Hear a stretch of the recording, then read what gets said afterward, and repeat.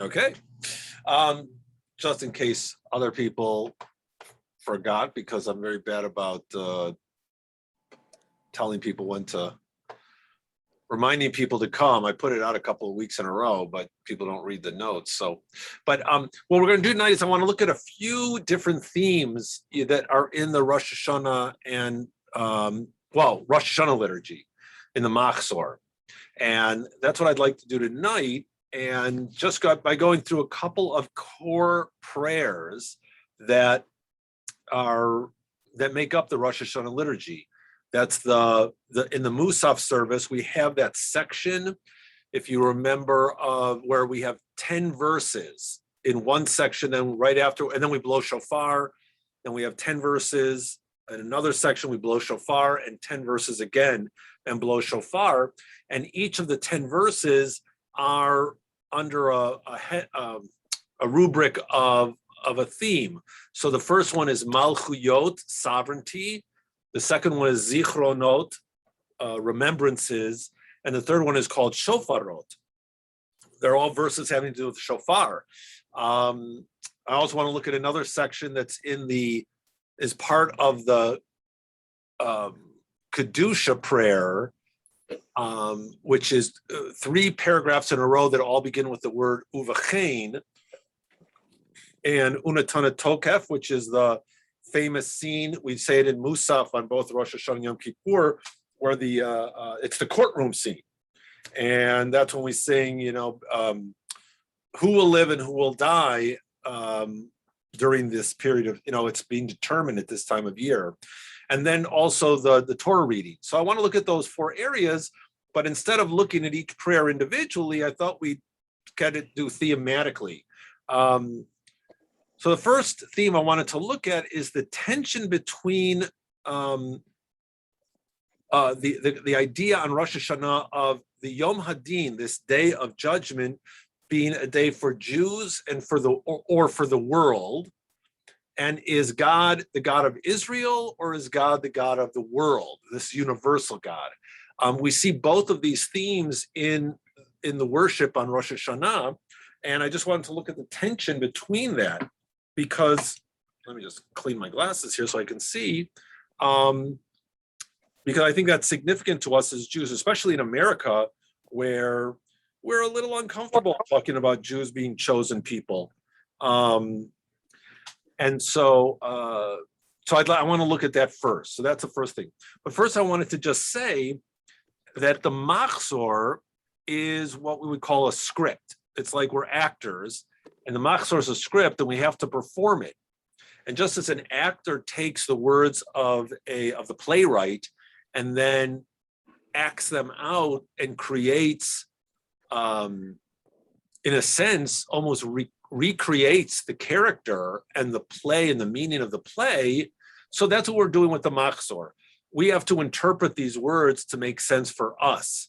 And if it's like if you go see Shakespeare at Notre Dame, right? Shakespeare obviously had an understanding of what the words meant and what he was trying to convey. But nowadays, you'll see them updating the story of whatever the play is to modern times, to a war-torn period, and it changes the meaning of what we might have seen in a different version of that play. So here too, it's the same thing with the Mahzor. We take the words that are given to us because the words are meaningful, because they come down from a long tradition. Many people, even liberal people, are not comfortable changing all the words.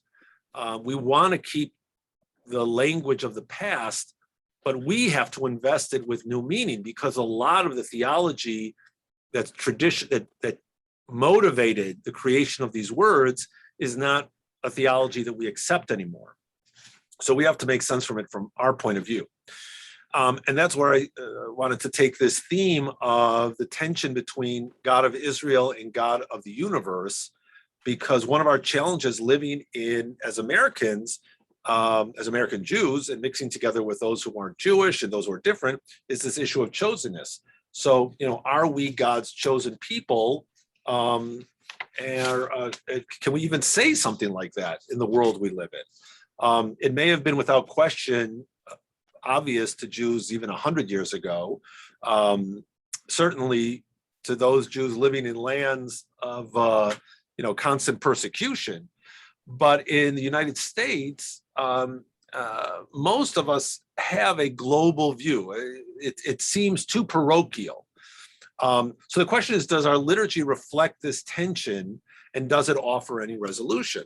So the first thing I wanted to do was look at that special section known as the Malchuyot, the Zichronot, and the Shofarot. These are key sections of the Mahzor, and I'm going to share the screen here. Let's see, is that it? Do you see where, does it say Musaf, first day of Rosh HaShanah, Malchuyot?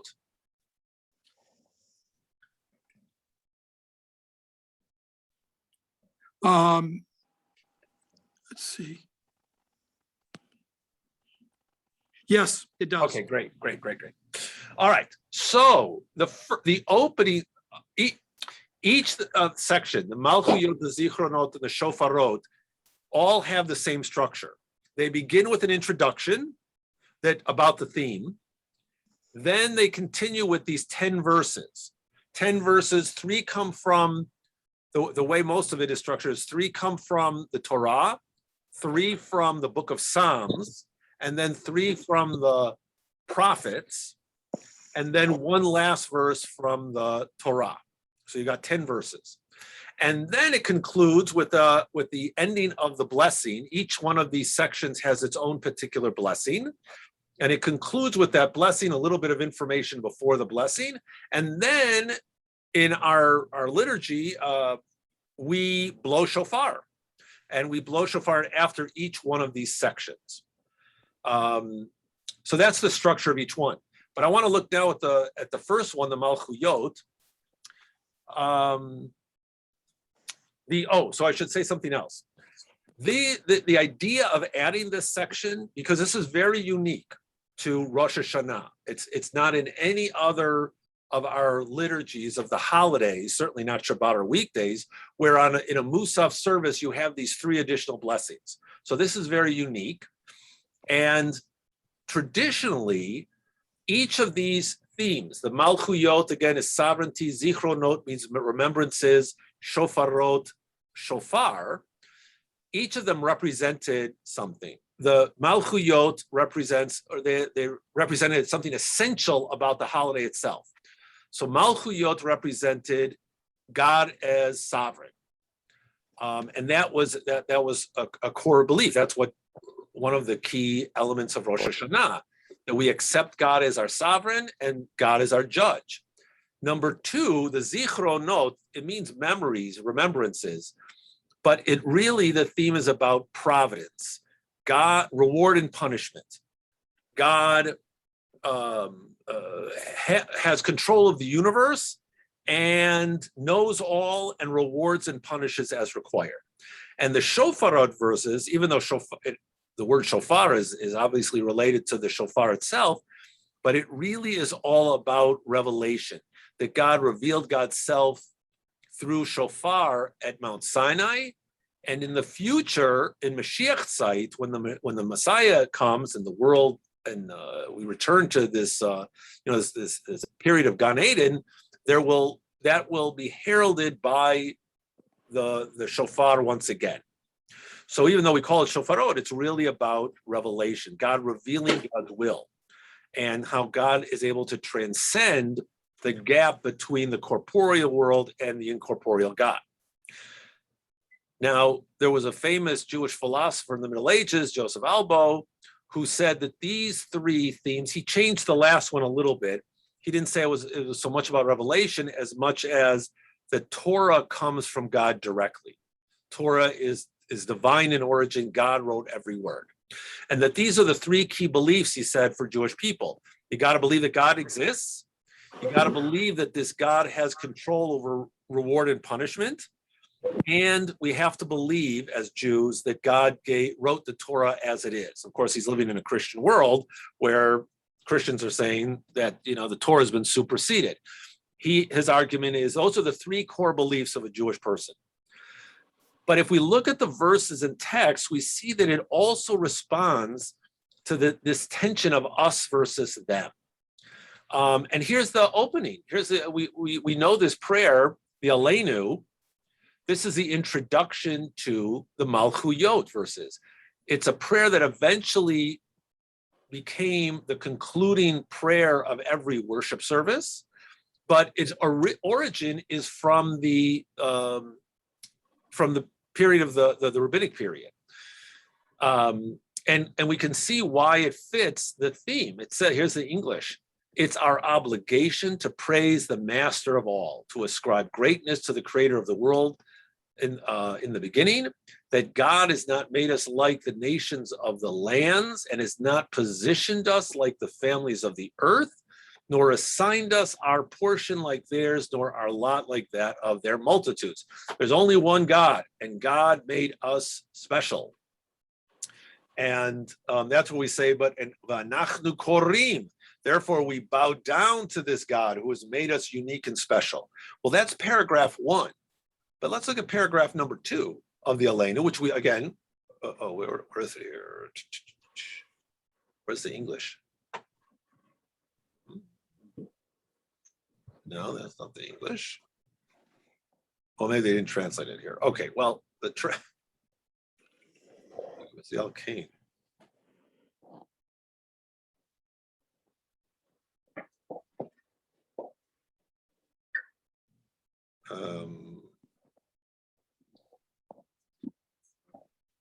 Wait a minute.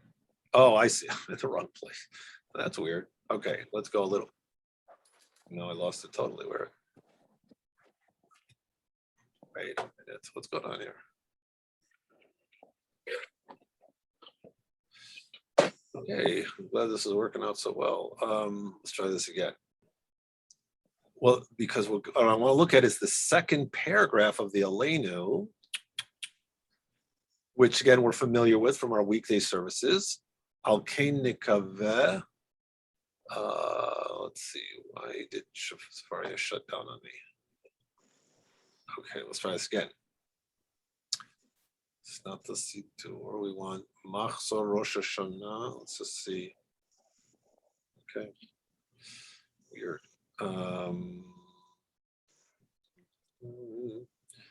Musaf, first day of Rosh Hashanah, Amidah, Malchui. Maybe we'll try this. Let's go to the Amidah. Okay.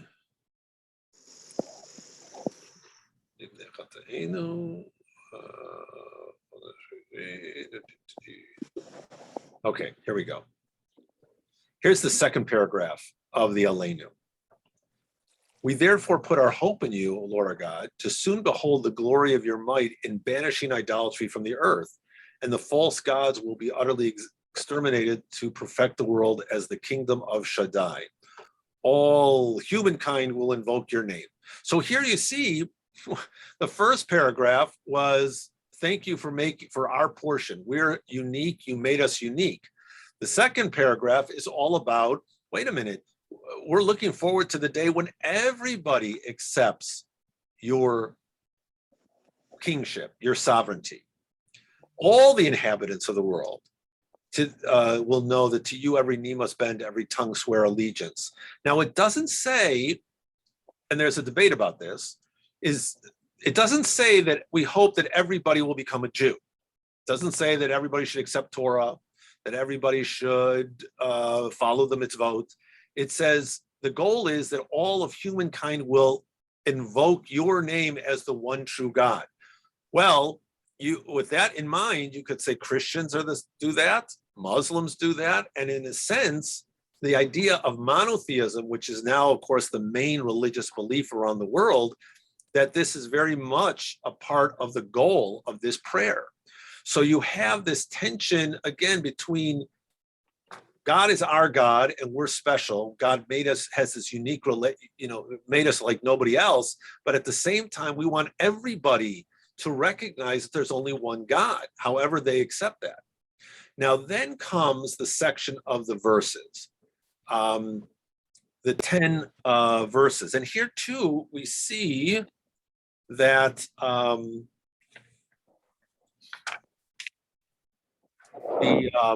language also reflects this tension in these verses. On the one hand, here's some verses. The first verses come from Torah. As it is said, he held no iniquity in Yaakov. He didn't see anything wrong with the people of Jacob, nor did God see wrongdoing in Israel. Lord our God is with them. And here's another verse. And God was king in Yeshurun. That's another synonym for Israel. With the gathering of heads of the people, the tribes of Israel were united. So in there, it seems that we're saying that once again, we have these verses that say our God is the one true God, and it's our relationship to him that is special.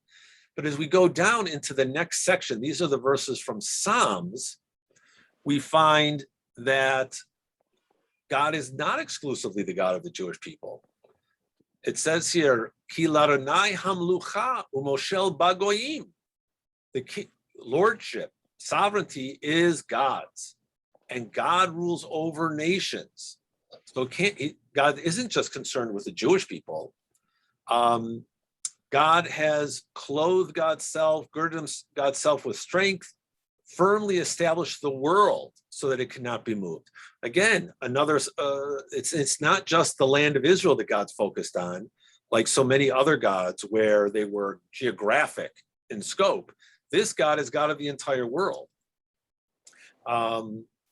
And here, the term at the next section, this is also from the book of Psalms. This is from Psalm 24. We recite this on holidays when we return the Torah to the ark. Actually, we return it to weekdays too. So that the King of Glory may enter. Who is this God, King of Glory? Adonai Tzivaot. They don't translate it here, but Tzivaot is host. That is Lord of the host. Usually that's a reference to the universe, the supernatural beings of the universe, the stars, the angels. So again, this God is not just the Jewish people's God, it's the God of the universe. So here we have this. So the first section of speaks of God as God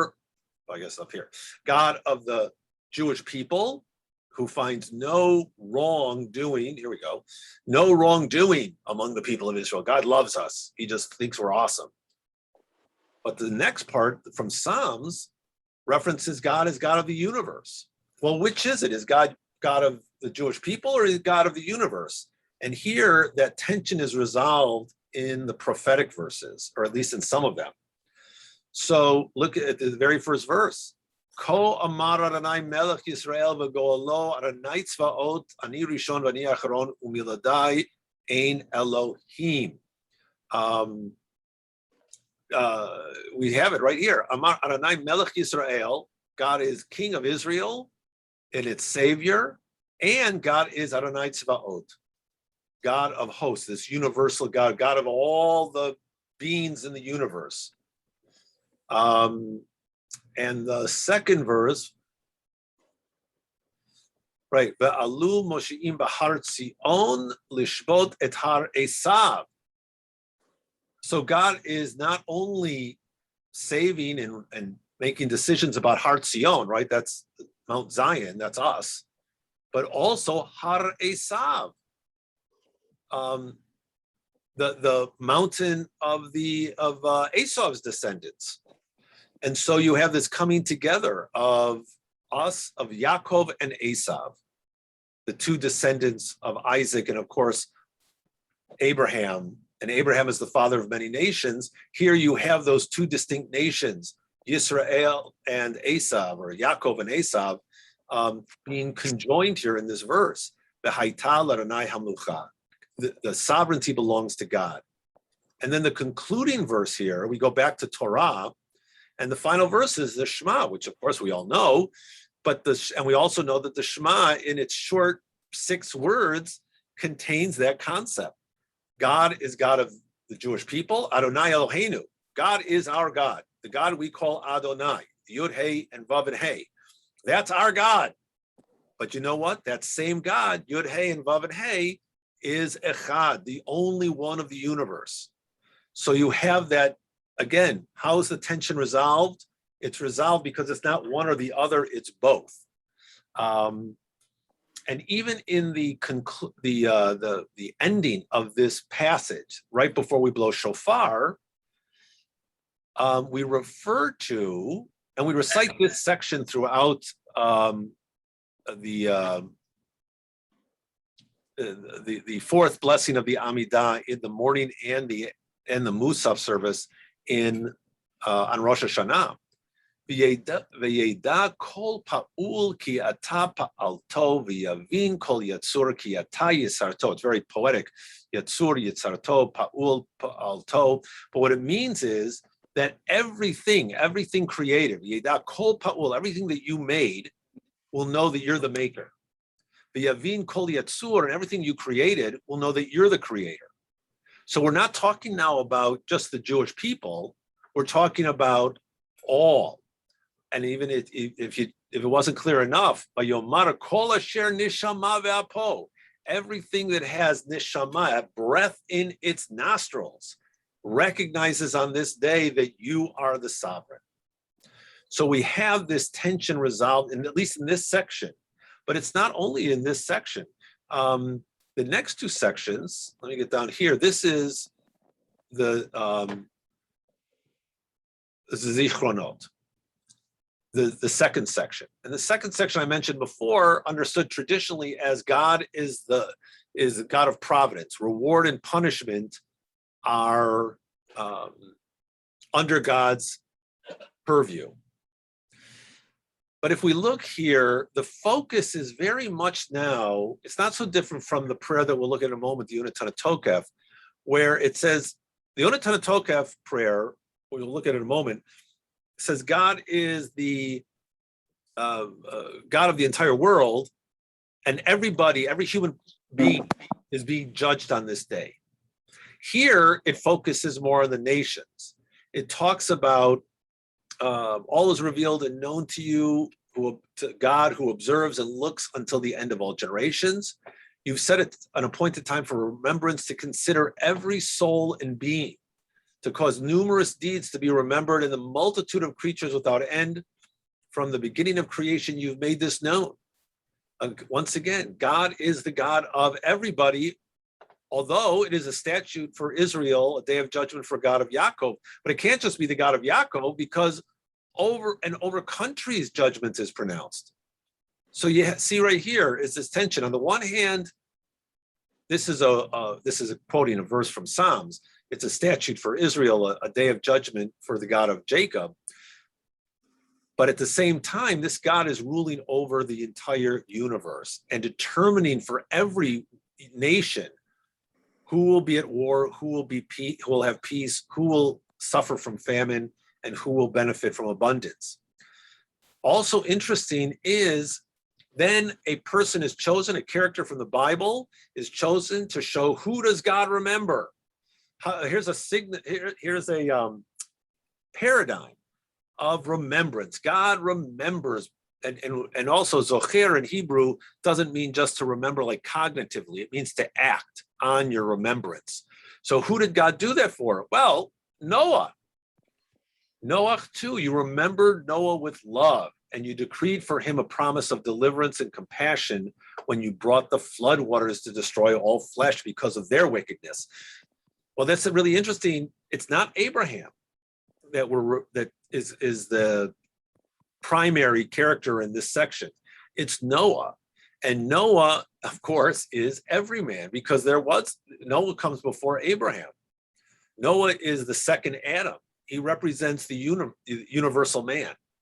And so this section called the Zichronot focuses very much on God as God of the universe. And God remembers, and God metes out punishment as well as gives reward to all nations, all individuals in the universe. Now, it's not only because the next verse in the section for Zichronot, the verses of Zichronot, the second verse from Torah refers specifically to the covenant that God made with Abraham, Isaac, and Jacob. And so, again, we have this tension. Is God God of everybody? That's Noah. Or is God just God of the Jewish people? Is it that covenant that's the key, that's most important? But the focus of this section seems mostly to be on all. Although we have this tension with, in the second half of it, the conclusion is the focus on the compassion that God had towards Avraham when he bound his son Yitzchak. And in doing so, God suppressed God's anger. So again, there's that tension. In the third section, which is the shofarot, here it's pretty much the focus is on the Jewish people. Even though it doesn't mention necessarily God is the God of the Jewish people, but the two experiences that are referred to with the shofarot verses are from the Torah, the experience of revelation, when, why does it keep disappearing on me? The experience of revelation, very weird. The experience of revelation, let's do this again. When the Jewish people received Torah, and the section from the Psalms, where are we?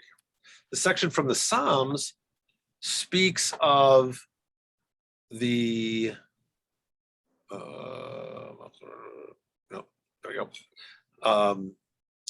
Speaks of our response, our calling out to God. So it's again the Jewish people in the second section of verses from the book of Psalms. Let's go down here. From the book of Psalms that refers to our calling out to God. And then the third section, which comes from the prophetic section of the Bible, all of these verses, once again, it seems to resolve the tension that this is the end of time when there will be a universal redemption. It'll be a universal revelation. What happened to us Jews at Mount Sinai was wonderful and powerful. It gave us Torah and created this relationship we have with God. But in the end of days, the prophets are telling us, all who inhabit the world of man and who dwell on earth, when the banner is raised on the mountain, you will see it, and a shofar will be sounded.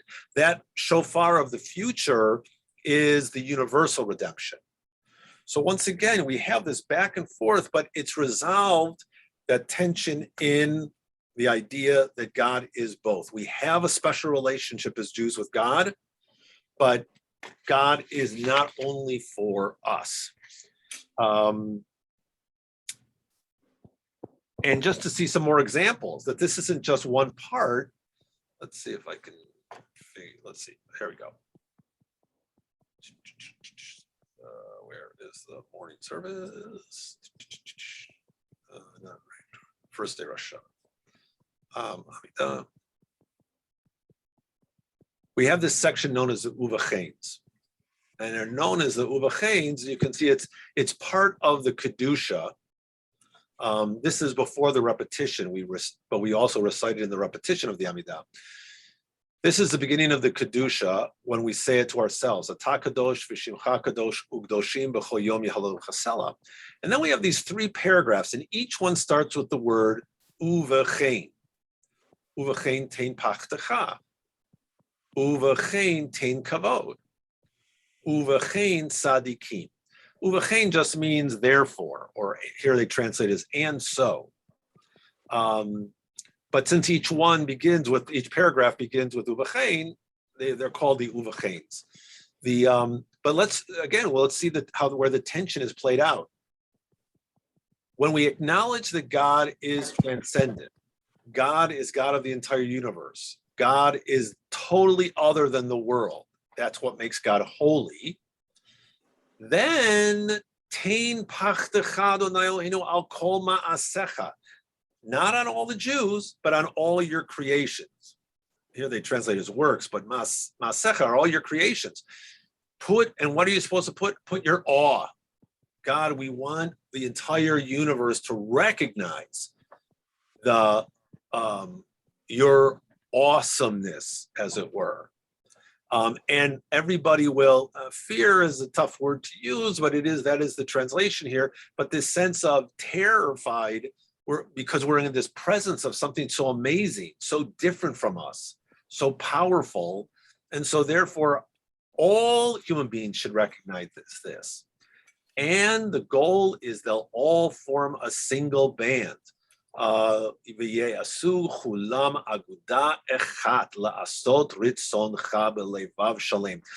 all of humanity. When we all recognize the oneness of God, we'll all band together. Now, interesting here is, notice how this is flipped from the Aleinu. The Aleinu, it starts off with, thank you, God, for making us special. Then, and we hope everybody will recognize you in the future as the true God. Here we begin with, God, place your awesomeness, make people recognize your awesomeness so that we will all be united. And then it goes on, uvechein tein kavod Adonai le'amecha. Grant honor to your people, or glory. You could also glory to your people. And return your people to their land. Confidence speeds those who yearn for you. Joy to your land, gladness to your city, and pride to David, your servant, and your anointed one. The idea of Leven Yishai Mishichecha. That one day David, or a descendant of David, will return to rule over the Holy Land, which is holy to us. So here, the first part is universal. The second part is specific to us. And then we have this third uvachein, which is kind of interesting, because this one is not God doing it, but it's rather righteous. We've gone from the universal to the people of Israel to very special people, the tzaddikim.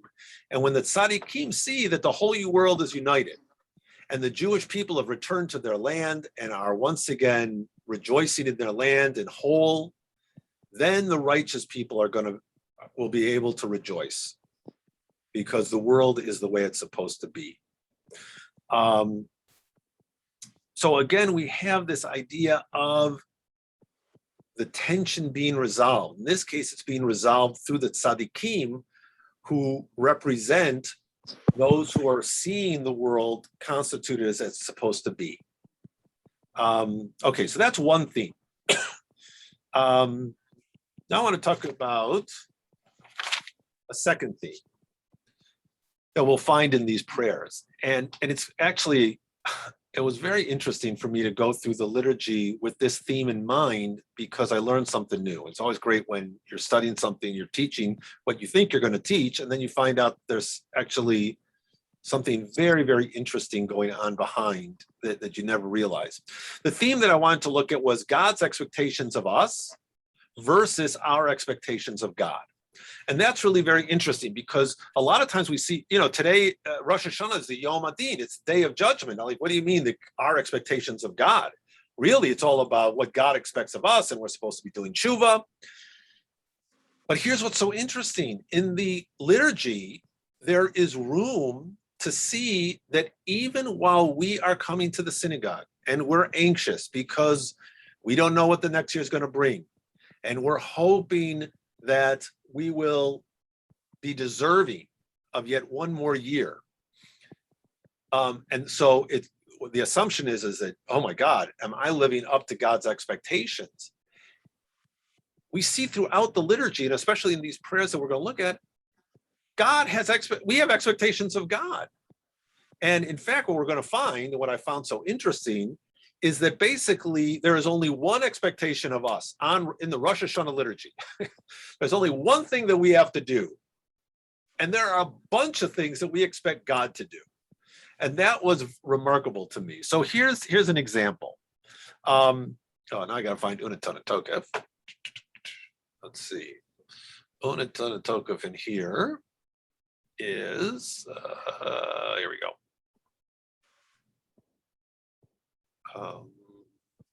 Okay, let's try this.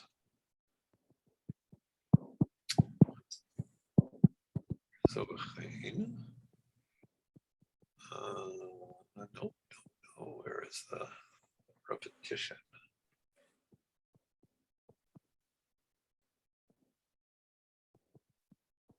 No. Huh.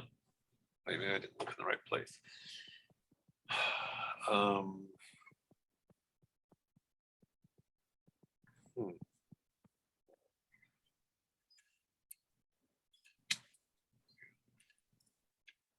Oh, here it is. Okay.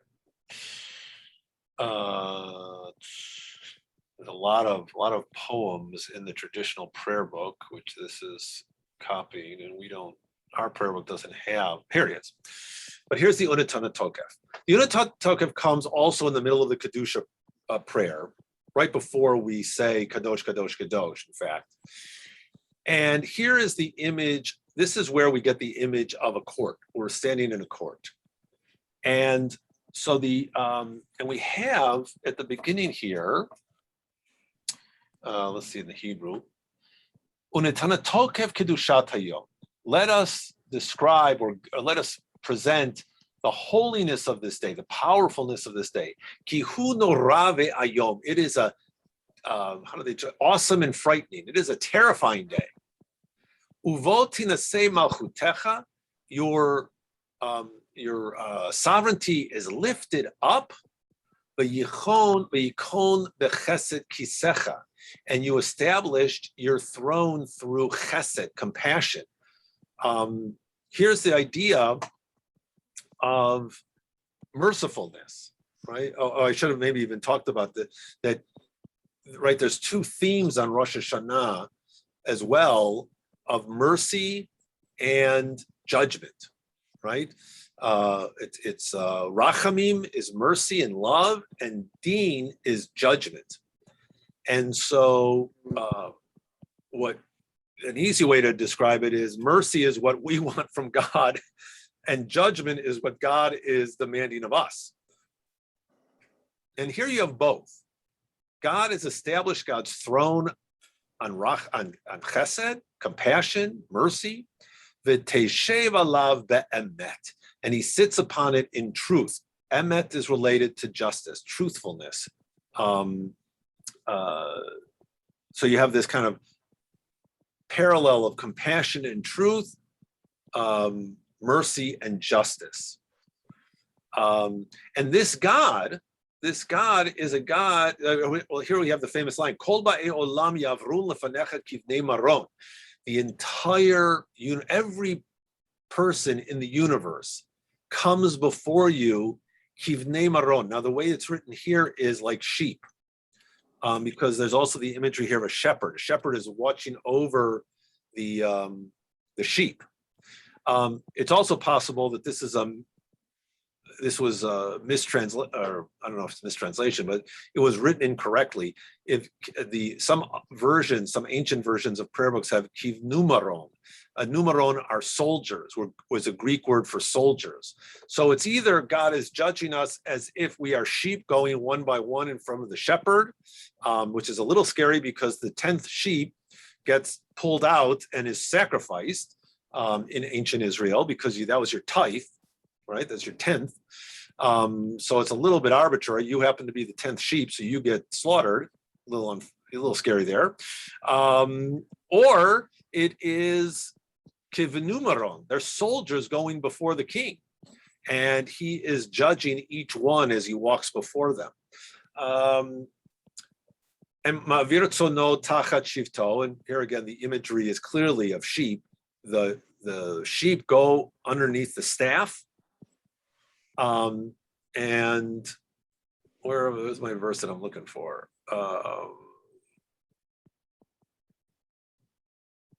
No, I missed it. Because what is God doing when they're going through? Well, God is maybe it's up here. Oh, here it is. As each of us go before God, God is the dayan. Ki atahu dayan. You are the judge. Umochiach. Mochiach is like last week we read in Torah that tochecha, all the curses if we don't follow the rules. Well, it's the same idea here. Mochiach, the rebuker. You come before you are the dayan and the mochiach. You're the judge and the rebuker. You kotev v'chotem v'sofer umoneh. Everything we do, you are writing down and sealing and counting up. You remember all of the forgotten things. Well, we can't get away with anything before you, God. And then comes the famous part that we sing. Rosh HaShanah yekatevun uviyom tzom kippur uviyom tzom kippur yechatemun. On Rosh HaShanah, it's written down. On Yom Kippur, our fates are sealed.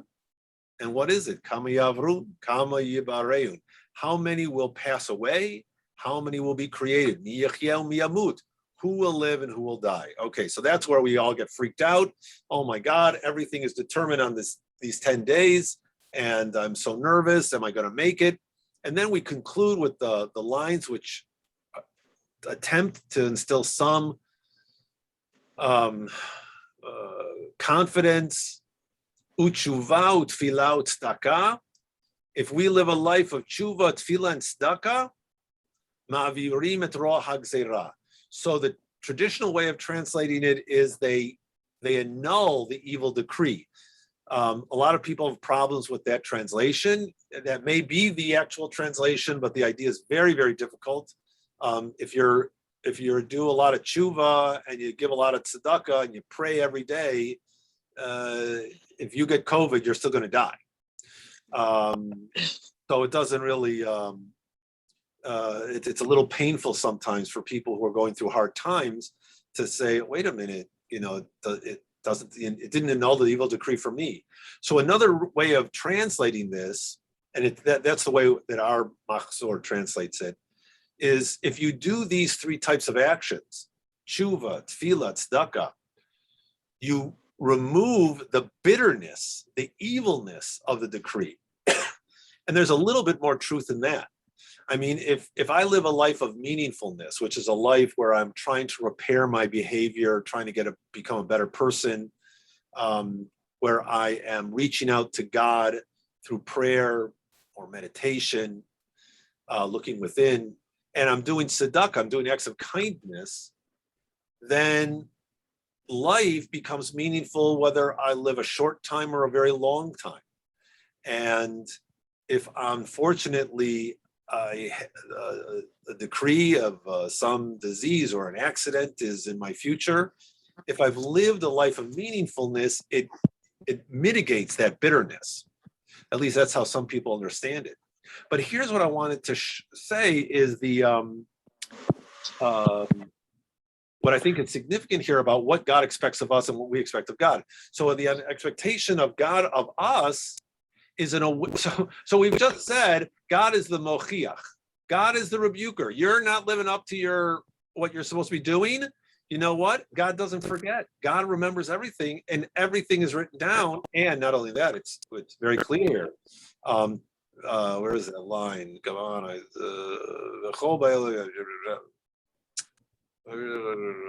Oh, here it is. No, v'tachtoch kitzba lecho briotecha v'tichtov gezar dinam. Where's the line about? Why can't I find the line about?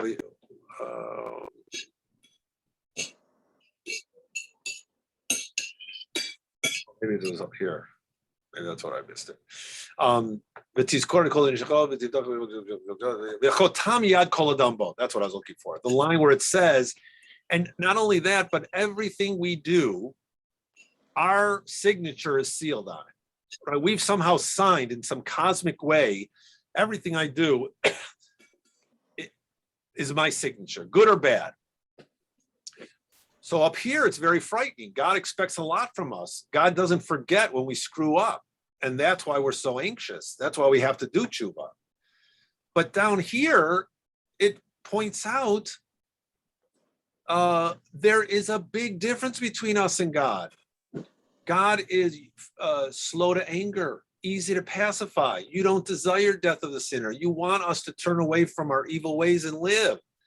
Where's the part? This, unfortunately, is, well, here it is. We can read this. This is in our Mahzor has this line. It doesn't have the next one. True, you are their creator. You know their impulse, that they are but flesh and blood. Man, God, is beginning from dust and ends in dust, risking his life to get bread. You know, we are pathetic. We are so fragile. We are so what's what I'm looking for? We are weak.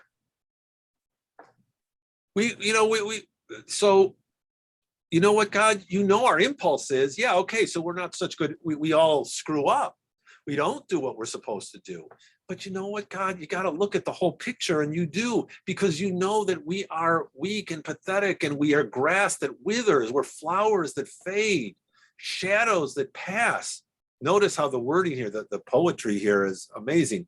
You go from something, a potsherd that's breakable, right, that's very concrete, to grass with flowers that fade, to something which you can't even touch, a shadow or a cloud, like the wind. We don't even have the concreteness of that potsherd. By the time we're done with this paragraph, we're wind, we're dust, man. We're a fleeting dream, but you're forever. There's no end to your years, but there is to ours. So the point of this is, on the one hand, we start off with, God has these tremendous expectations of us, man. If we don't do what we're supposed to, we are going to be punished. And that's why we are anxious. On the other hand, we end by saying, but you know what, God, you have to understand, and you know this, we are weak. We are not around that long. You're forever. We don't have the forever to change our ways. So please be compassionate to us when you judge us. So even though we expect what we're saying, God has these expectations, we at the same time recognize that those expectations cannot be completely fulfilled. Just naturally, we're not going to be able to do it. Here's another expectation. Oh, let's go to, let's see if I can find it real quick. The Malchuyot, which we looked at already, those in the Aleinu prayer, the Aleinu prayer points out what we're expected. Once again, God's expectations. It's our obligation to praise the master of all, to ascribe greatness to the creator. All of the verses we've seen so far, that God is expecting us to acknowledge God as the one true God. That was also in the Uvachein paragraphs. Let's see if I can find that real quick. Yeah, here we go. God expects us to recognize that we're supposed to form a single band because we know that you're the ruler. That's what God expects of us. That's the one thing. It's fascinating. God, on Rosh HaShanah, God does not say to us, this is what we find in Yom Kippur. God does not say to us, you got to do tshuva. I expect you to keep kosher. I expect you to speak nicely about people. God, there's nothing. The only thing that God expects of us on this Rosh Hashanah, in our liturgy, is to acknowledge God is God. Now, of course, that's the most important thing, because, if you're in the 12-step program, the very first step is I acknowledge that there's a higher power. Because if you can't acknowledge that there's a higher power in the universe, then everything else is meaningless. If I go into a courtroom and I say, oh, this is, we just had this experience in the United States, right? Some of these these insurrectionists, right? They said we don't acknowledge the United States, or maybe it wasn't the insurrectionists, some of the other anti-government people, right? We don't acknowledge, you can't put us away. I don't acknowledge you as the judge. I don't acknowledge this government. Well, if you don't acknowledge the government, you can forcibly put somebody in jail, but there's no, that person themselves will not accept the punishment as fair because they don't believe that the judge is the right place, is properly the judge.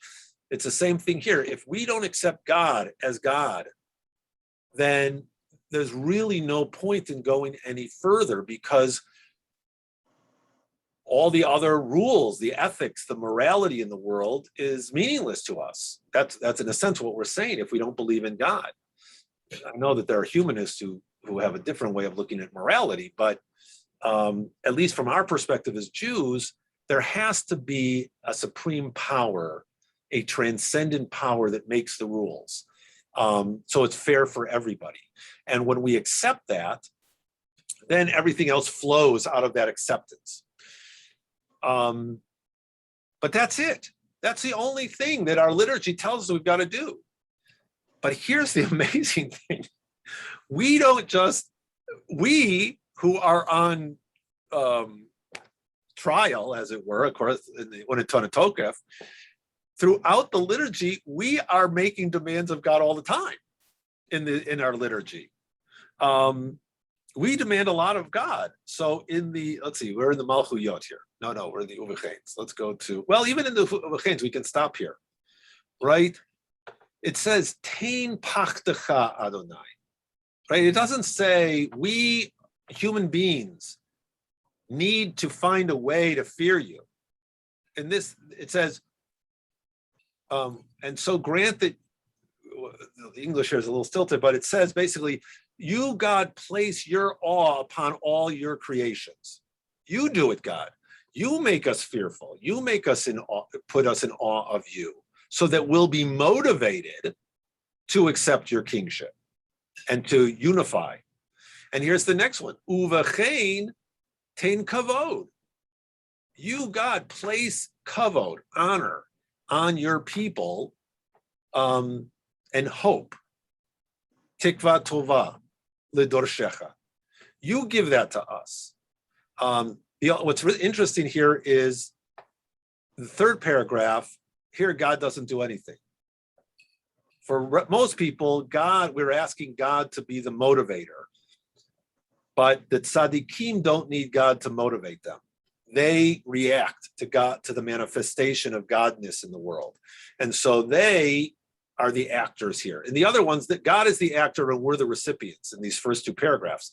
But in Uvachein tzaddikim, it's the righteous people who are the actors. What do? When they see that the world has been united and the Jewish people have returned to their land and think the world is in its right place, then they rejoice. They're very happy. They recognize that the godness is in the world and that harmony reigns in the world. And so they can rejoice because they don't need that divine motivation. They are simply reacting to the goodness that they see in the world. So let's go down to the Malchuyot. Here are our verses again. Here somewhere. Here we go. Now, we did mention that in this prayer, we are expected to do something. Aleinu l'shabeach. It's incumbent upon us to praise God and to recognize God's sovereignty. But after that, in the concluding sections of each of these three, we command God. Let's see if I can find it.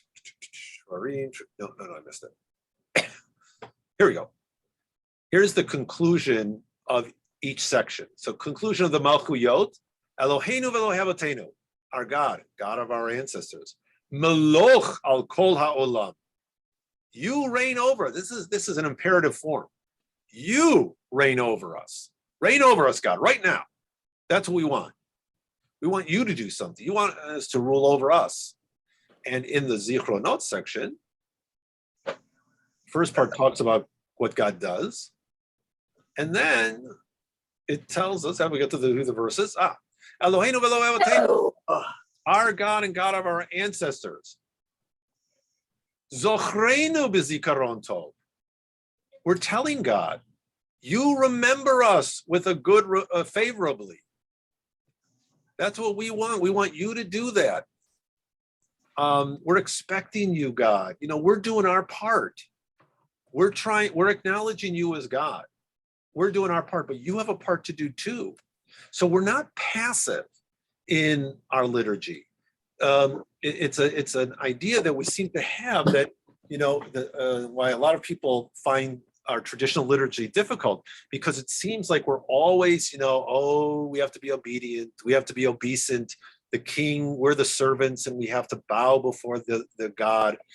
But the truth of the matter is our liturgy constantly is continuously making demands of God. We're expecting God to act on our behalf. Tikah b'shofar gadol l'cherutenu. Blow the shofar of our great freedom.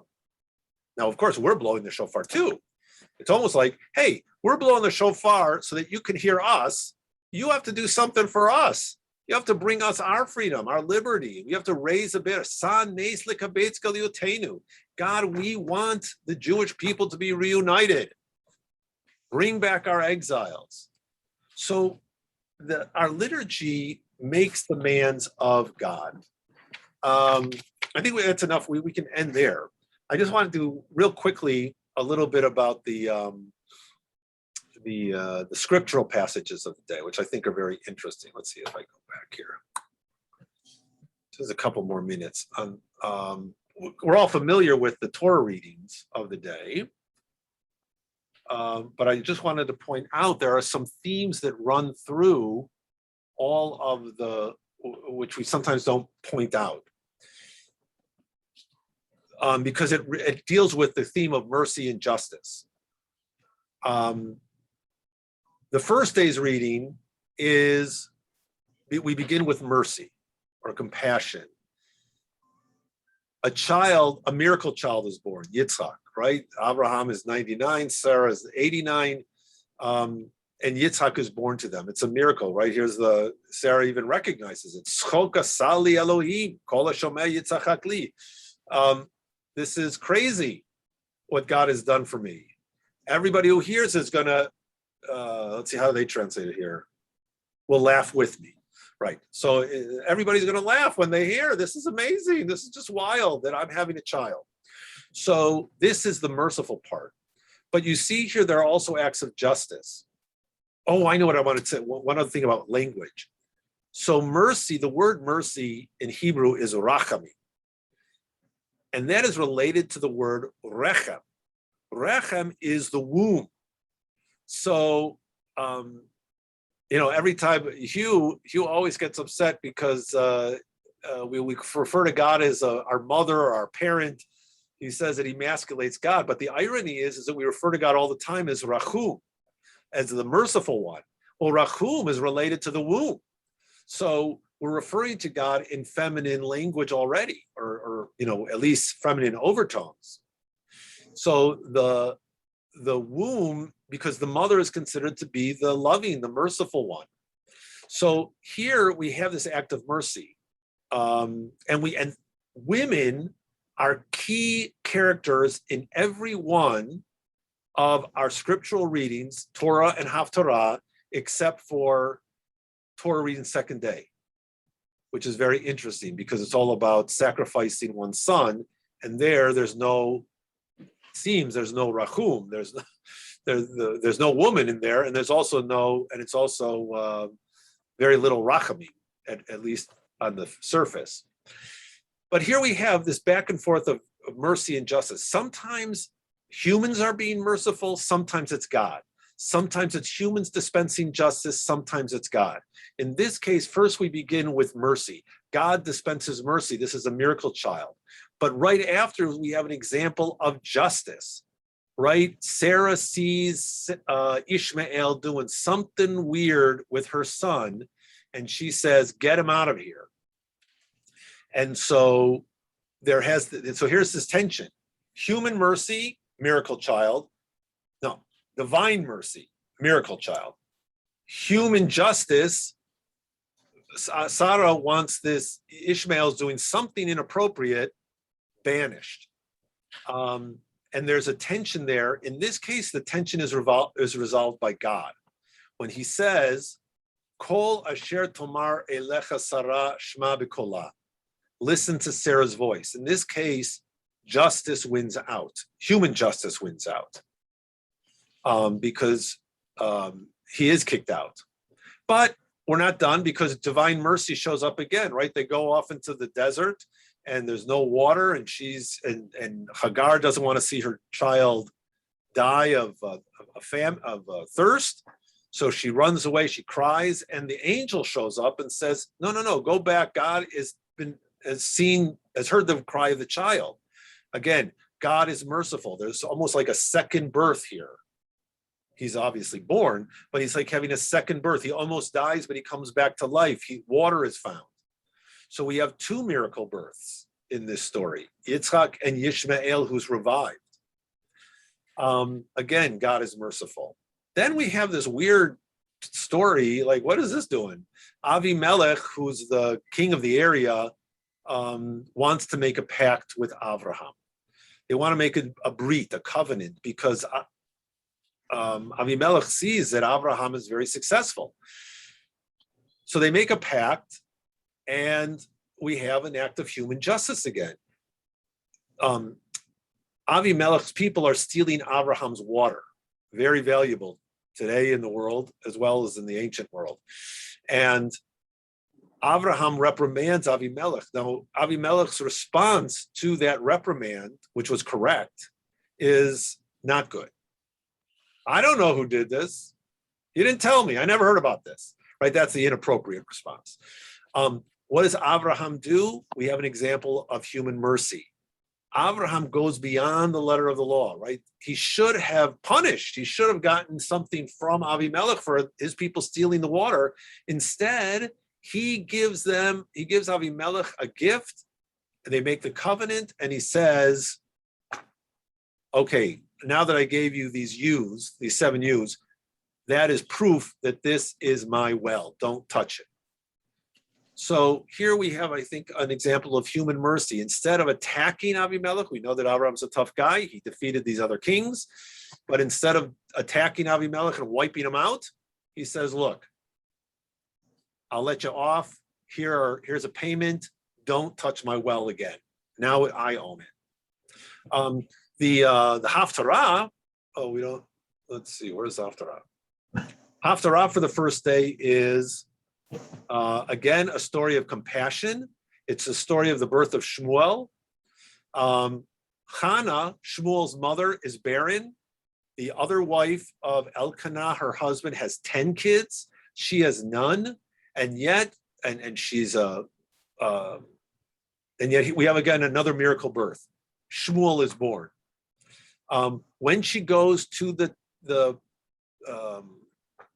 altar, which is in Shiloh at this time, not Jerusalem, in Shiloh, she prays, and Eli, here's an example of human justice, but it's misplaced.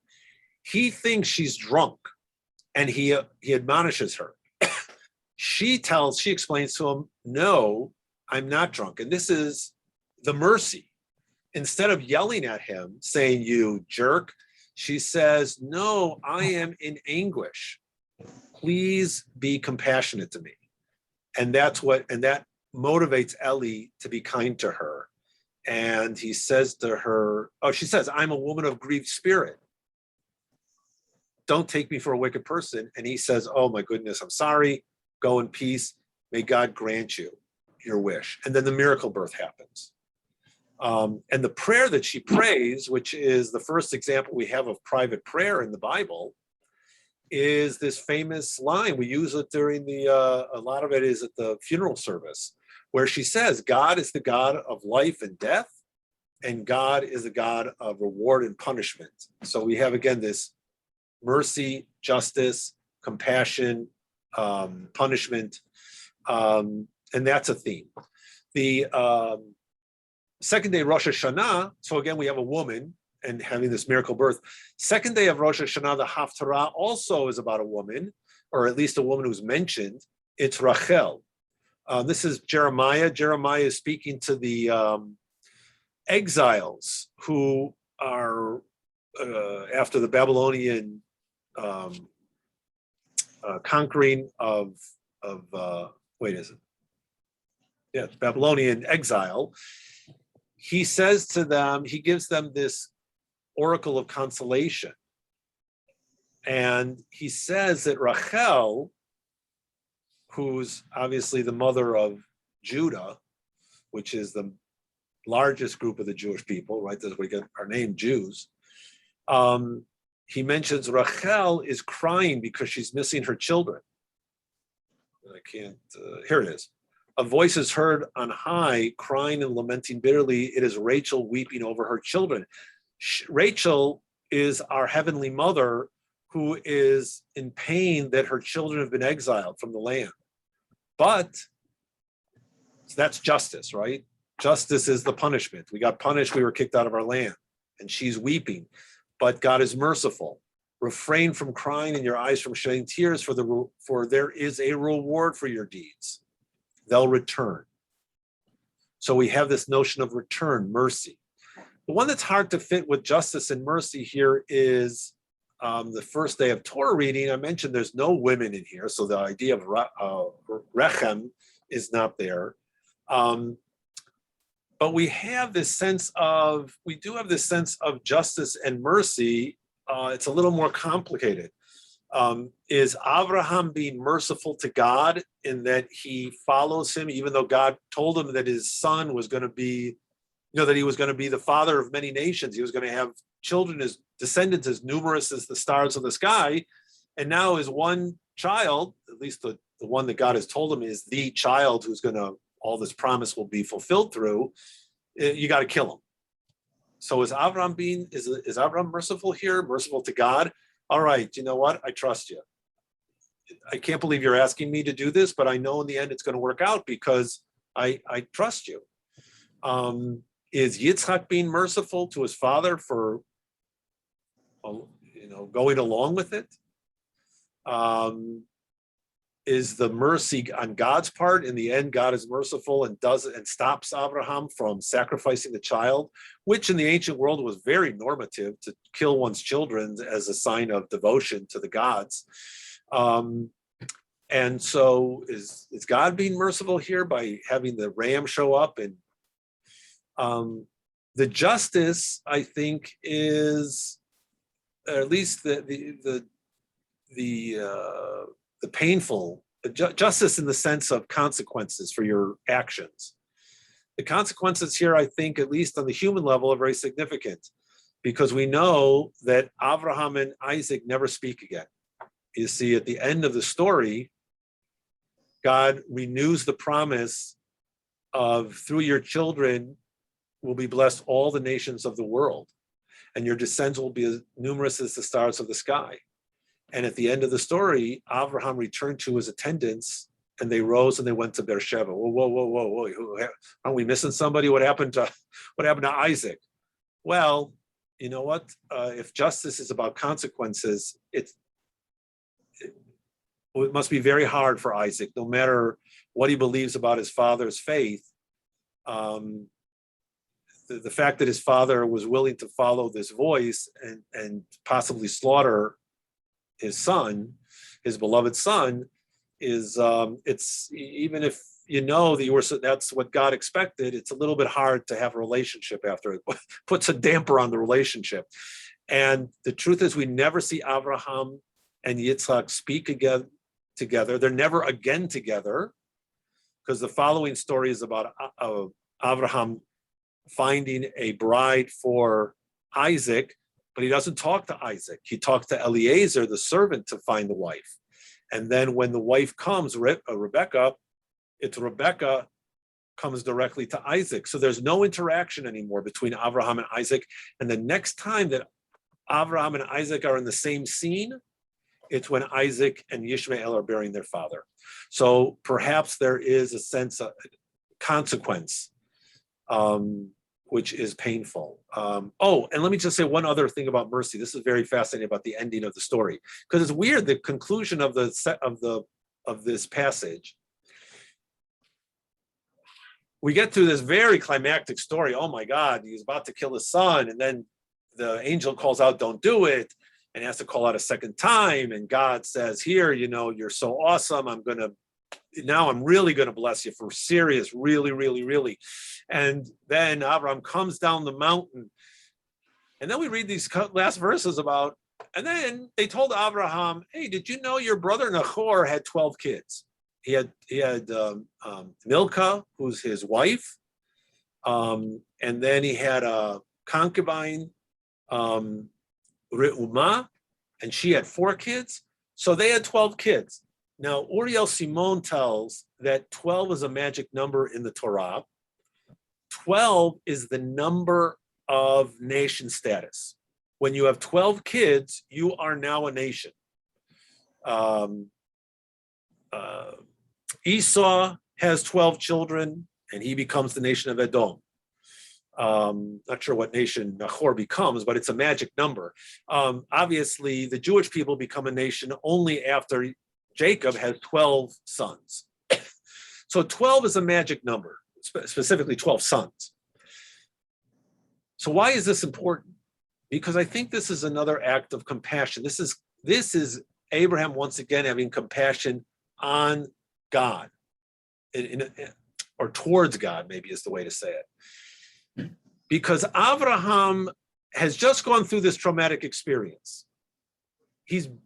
Took him 100 years to get 1 kid. And after the child is born, he's told he has to slaughter that kid. And then he's told he doesn't have to slaughter him. And you can imagine that Abraham is wondering, what the hell did I get myself into? And then, but he's been promised. He says, well, I know I got into it because I was promised to be this father of many nations. And then he gets the news after this traumatic experience. Oh, hey, did you hear about Nahor, who stayed back in the old country, never took risks like you did, Abraham? He's a nation. He hit nation status. And Abraham has to consider at this point, did I make the right decision? The fact that he never questions that is, to me, again, an act of rachamim. Rachamim for God and rachamim ultimately for the Jewish people.